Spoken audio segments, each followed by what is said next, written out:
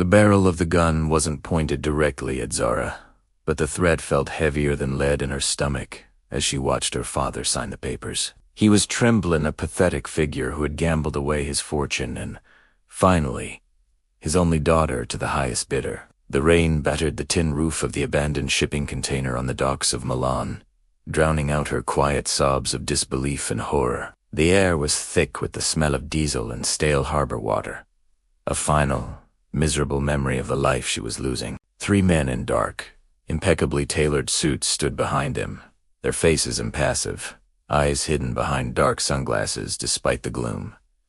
They were not local enforcers. They were something colder, something foreign, the kind of operatives that moved with silent, level intent commanding enough to clear the entire port for this exchange. Her father finally dropped a pen, the small sound echoing in the container, his shoulders sagging as he pushed the contract across the rusted metal table, sealing her fate. One of the men stepped forward, his leather gloves squeaking faintly as he picked up the document, inspecting the signature with a clinical precision that made Zara's skin crawl. And nodded, once, a nonverbal confirmation of ownership. And the other 2 moved toward her with an eerie, synchronized fluidity. Zara wanted to scream, to run, to claw at their eyes, but her legs felt like they were encased in concrete, paralyzed by the sheer terror of her situation. This was not a negotiation. It was a transaction of flesh. "It is done," the man said, his voice heavily accented but perfectly clear-cutting through the humid air. "The debt is cleared, Mr. Dyke. You will never see her again, and in exchange, you keep your life." Her father refused to look at Zara, unable to face the daughter he had just sold to monsters to save his own skin, cementing her last impression of him as one of cowardice. They ushered her into a black sedan with heavily tinted windows, the leather interior smelling of expensive conditioning and power, the faint scent of foreign cigarettes clinging to the upholstery. As the car sped away towards the private airstrip, leaving the only world she had ever known behind, Zara realized she didn't even know the names of the men she now belonged to, only the syndicate they represented. She was currency, a living, breathing bank transfer destined for a gilded cage on the other side of the world. The flight to Kyoto was a blur of terrified exhaustion, 17 hours of silent anxiety. The private jet's mahogany panels and plush seats, offering every luxury imaginable, only mocked her despair. She refused the rich food and expensive drinks, finding solace only in staring out the window. She watched the clouds shift from the gray of Europe to the deep, endless blue, every mile adding to the distance between her and freedom, sealing her isolation. When they landed, the electric, chaotic, neon lights of Japan seemed not inviting, but like the high-tech, reinforced bars of a prison designed specifically for her. They arrived at a compound that was more fortress than home, nestled deep in the secluded hills overlooking the city, shielded from the vulgar light of commerce. Traditional Japanese architecture met modern brutalism, with sweeping wooden roofs clashing against reinforced steel gates and high walls, topped with sensors and cameras. Zara was led through a garden of perfectly manicured bonsai trees and meticulous koi ponds, the landscape's utter, enforced serenity sharply contrasting the silent, screaming chaos in her heart. The main door slid open, revealing a vast, marble hall where 2 men stood waiting. They were identical in height and build, dressed in tailoring that spoke of obscene wealth. Yet they radiated completely different energies. The twins, the feared leaders of the Yamaguchi syndicate. On the left stood Kenji, in a white silk shirt, unbuttoned at the collar, a soft, almost playful smile on his lips, the kind of smile that could sell a lie to 1,000 men. On the right was Ryoto, dressed entirely in black, his posture rigid, his eyes dark pools of nothingness that seemed to strip her soul bare without emotion, projecting a stillness more dangerous than any outward rage. Zara stopped 10 feet away, her body screaming under the weight of their combined scrutiny, trembling. She was waiting for them to bark orders or treat her like the property she was. "Welcome to your new home, Zara," Kenji said, his voice smooth and melodic, stepping forward with a grace that belied his reputation for violence. He gently took her hand, his skin warm against hers, and brought it to his lips, his eyes sparkling with a warmth she hadn't expected, a calculated, confusing charm. I apologize for the rough method of your arrival. Your father left us little choice, unfortunately. Ryoto, the silent shadow, finally spoke, his gaze never leaving her face. She is tired. Show her to her room. Do not overwhelm her. His voice was a deep rumble that vibrated in her chest, a sound darker and rougher than his brother's, an order disguised as concern. He watched her with an intense, predatory gaze that felt both terrifying and confusingly. Zara felt the immediate, magnetic pull of their duality. The sun's gentle heat and the moon's cold, deep gravity. For the first few weeks, Zara lived in a constant state of tense confusion. They didn't lock her in. She was free to roam the gardens and library, a subtle way of testing her obedience. Kenji was the first to approach, finding her one rainy afternoon holding a worn copy of Chinua Achebe's work. He didn't talk about the debt or the syndicate's demands. He talked about Nigerian history, the rich culture of her home, and the colonial impact, disarming her with his unexpected knowledge and kindness. He brought her sketchbooks in charcoal, encouraging her passion for drawing again, a comfort she hadn't known since her mother died. His touch was always gentle, always fleeting, always asking permission, as if afraid she might shatter if he pressed too hard. Ryoto, conversely, was brutal honesty embodied. One morning, she wandered into the private dojo and found him training, his shirtless torso glistening with sweat, a katana moving with blurring speed. He stopped and handed her a heavy, wooden practice sword. "You are weak," he stated bluntly, without preamble. "If our enemies come, you will die. I will not allow my investment to be easily broken."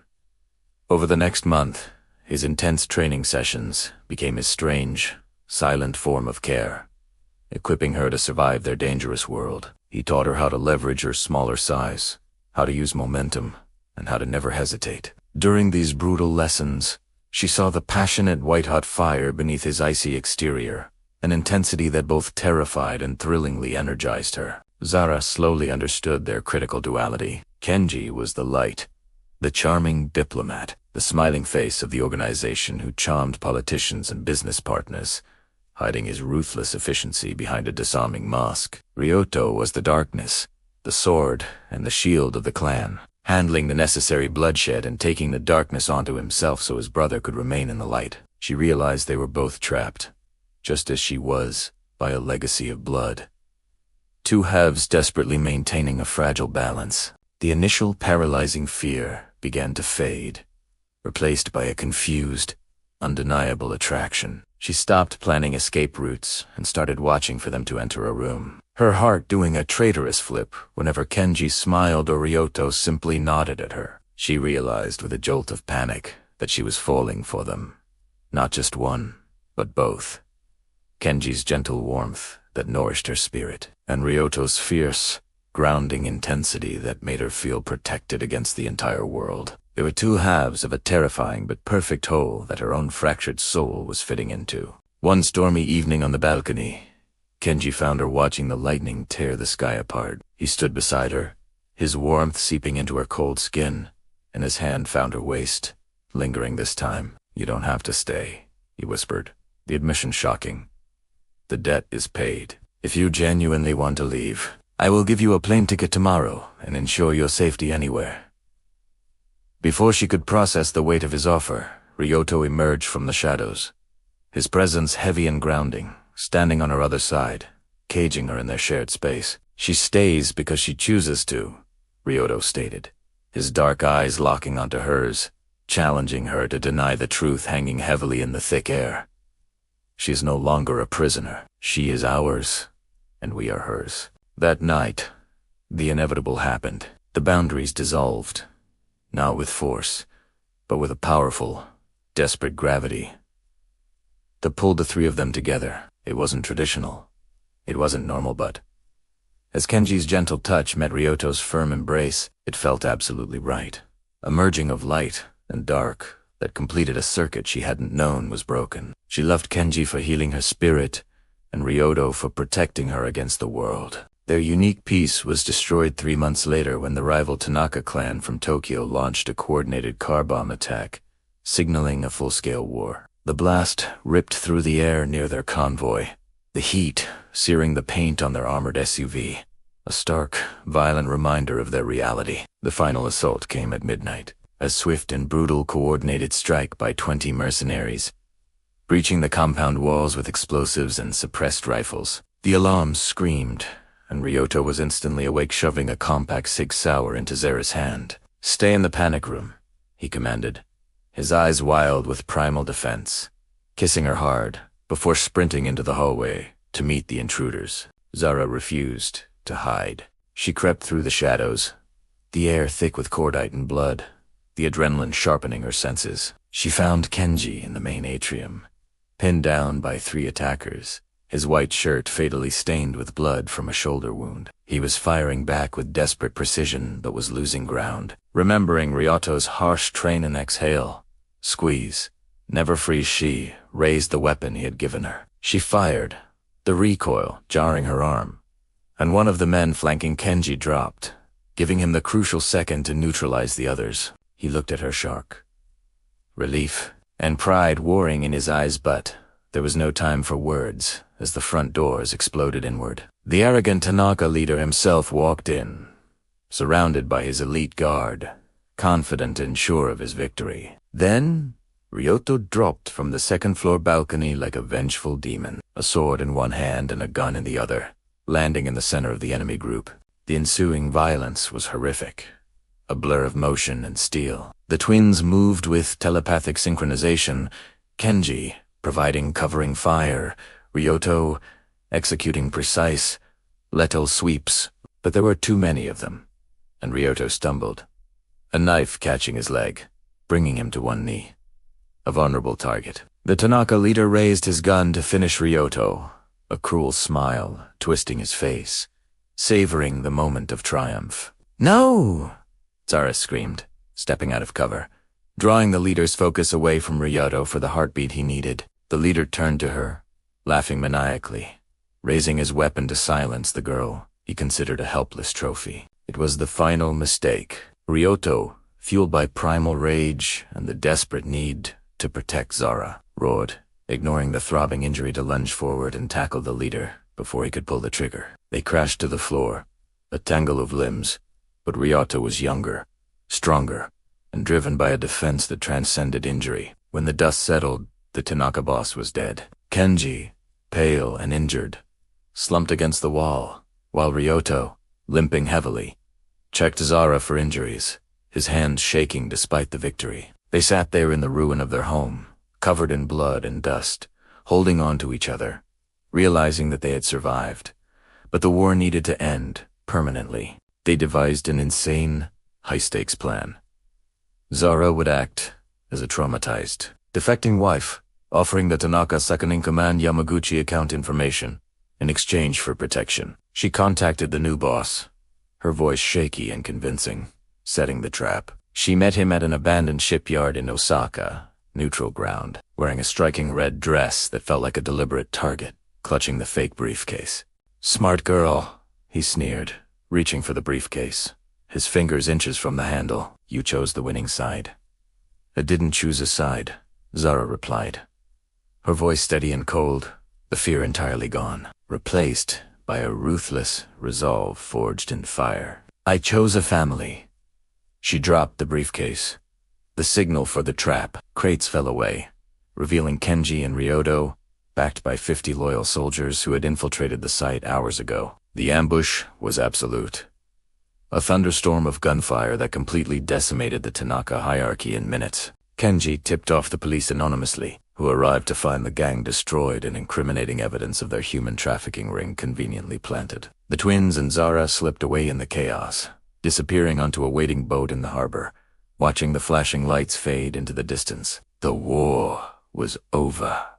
The constant, suffocating threat had ended, and their true, unconventional life could begin in earnest. 5 years later, the Kyoto compound was no longer a fortress of war, but a sprawling, peaceful home filled with the sound of laughter and small running feet. Their twin boys, Leo and Ren, chased each other through the gardens, their energy boundless, a perfect mix of Nigerian fire and Japanese resilience. Zara sat on the veranda, heavy with their third childer girl this time, watching Kenji sketch the boys. The deep lines of worry that used to etch his forehead now beautifully smoothed away by peace. Ryoto was in the garden, pretending to be a monster for the boys to fight. His dark, severe suit replaced by comfortable linen clothes. His laughter genuine. They'd successfully transitioned their wealth into legitimate real estate and tech ventures, slowly buying their way out of the blood-soaked underworld one clean deal at a time.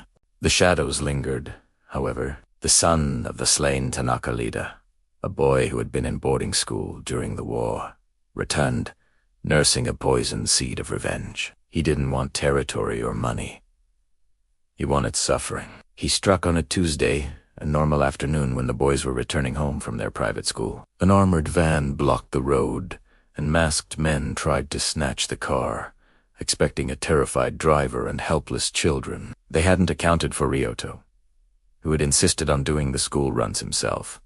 And they didn't know that even at 6 years old.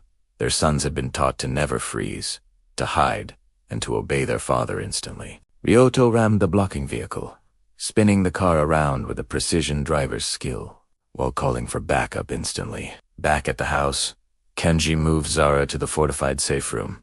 His eyes hard the dormant warlord, waking up instantly with chilling efficiency. "Stay here," he said, kissing her forehead. His voice tight. "Ryoto is bringing them home. We'll handle this once and for all." The final attack on the gates was desperate. A flailing attempt by a boy who didn't understand the level of defense he was facing. When Ryoto's damaged but safe car screeched through the gates, the twins stepped out to defend their family one last time. It wasn't a war this time. It was a cold, swift execution of a lingering threat. The young Tanaka was captured at the perimeter, dragged before Ryoto and Kenji, screaming about honor and vengeance. Ryoto looked at him, not with anger, but with weary pity for the child who had become a weapon. "Go," Ryoto said, tossing the boy's gun into the dirt to sound final. "We are not those men anymore. But if you ever come near my children again, there will be no body left to bury." The mercy, the unexpected clemency, broke the cycle of vengeance. The boy left, shamed and defeated by the realization that he was fighting ghosts of a past they had already buried and an opponent he could never truly defeat. They watched him leave, the sun setting over Kyoto, casting long shadows across the lawn where their children were now safe in Zara's arms. Later that night, the three of them lay together in the massive bed that had become their sanctuary. Zara traced the harsh, defining scars on Ryoto's chest and the fainter bullet wound on Kenji's shoulder maps of the history they shared. "Are we safe?" she asked quietly, the question rhetorical, knowing the answer was never simple in their life. "We are together," Kenji answered, kissing her hand, pulling her palm against his heart. "That is the only safety that exists." Ryoto pulled her closer, his chin resting on her head, grounding her. "Let them come," he murmured, his voice thick with sleep and absolute contentment. "We have defeated armies. We have defeated fate. There is nothing in this world that can break us." Zara closed her eyes, listening to the steady rhythm of their heartbeats. One calm, one strong, beating in sync with her own. She had arrived as a slave sold for a debt, terrified and alone. She was ending her story as a queen, a mother, and a wife to two men who would burn the world down to keep her warm. Her heart was big enough for both the sun and the moon,